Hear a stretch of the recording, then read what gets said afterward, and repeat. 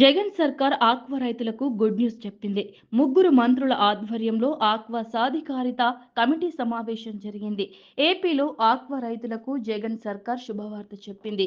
అర్హులైన ఆక్వా రైతులందరికీ సబ్సిడీపై విద్యుత్ సరఫరా చేసేందుకు ప్రభుత్వం చిత్తశుద్ధితో కృషి చేస్తుందని మంత్రులు పెద్దిరెడ్డి రామచంద్రారావు, బొత్స సత్యనారాయణ, డాక్టర్ సిద్రి అప్పలరాజు తెలిపారు.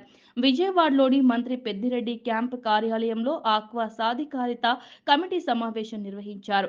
ఇటీవల ఈ ఫిష్ సర్వే ద్వారా ఆక్వా జోన్ పరిధిలో 10 ఎకరాల్లోపు అర్హత పొందిన 3,467 విద్యుత్ కనెక్షన్లకు మార్చి 1వ తేదీ నుంచి విద్యుత్ సబ్సిడీ వర్తింపజేయాలని డిస్కామ్లను ఆదేశిస్తూ తీర్మానం చేశారు. రాష్ట్రంలో 4,68,458 ఎకరాల్లో ఆక్వా సాగవుతుండగా దానిలో 3,33,593.87 ఎకరాలు ఆక్వా జోన్ పరిధిలో 10 ఎకరాలోపు ఉన్నట్టుగా ఈ ఫిష్ సర్వే ద్వారా నిర్ధారించారు.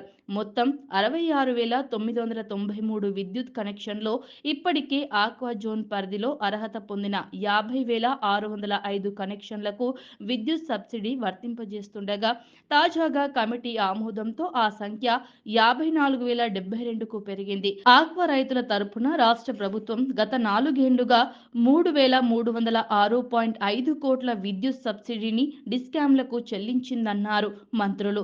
తాజాగా అర్హత పొందిన కనెక్షన్లకు ఏటా 55 కోట్లు అదనపు భారం పడనుందని మంత్రులు తెలిపారు.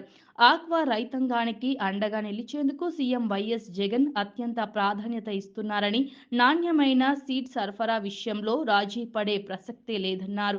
ఇక నుంచి అప్సడా అనుమతి పొందిన తరువాతే విదేశాల నుంచి బ్రూడర్స్ ను దిగుమతి చేసుకోవాలని, అలా చేయని కంపెనీలపై చర్యలు తీసుకుంటామని హెచ్చరించారు.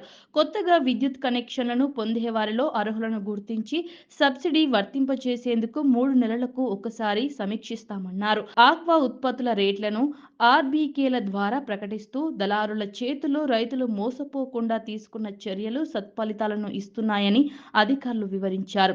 100 కౌంట్ రొయ్యలకు కేజీకి 245 ధర ప్రస్తుతం మార్కెట్లో లభిస్తుందన్నారు. గుజరాత్, తమిళనాడు, ఒడిశా రాష్ట్రాలతో పోలిస్తే మన రాష్ట్రంలోనే ఎక్కువ రేటు రైతుకు దక్కుతుందన్నారు. మంత్రుల ప్రకటనపై ఆక్వా రైతులు హర్షం వ్యక్తం చేశారు.